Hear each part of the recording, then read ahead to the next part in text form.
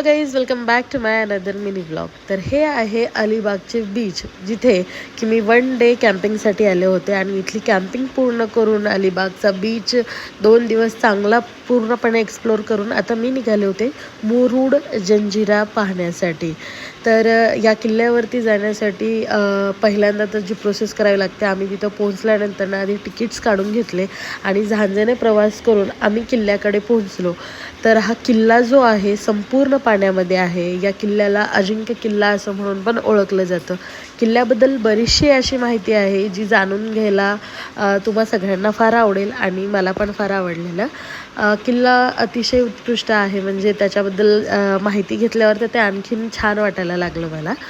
तर एका मिनटामध्ये मी तर या सगळ्या गोष्टी इथं एक्सप्लेन करणं शक्य नाही आहे. त्याच्यामुळे मी याचा एक लाँग व्हिडिओ म्हणजेच व्लॉग पण बनवलेला आहे, जो की माझ्या दी प्रगती गवळी या यूट्यूब चॅनलवरती मी पोस्ट केलेला आहे.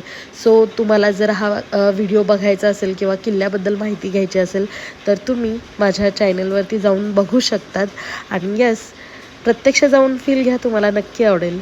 आणि माझा व्हिडिओ पाहिल्यानंतर आवडल्यास लाईक शेअर नक्की करा. बाय.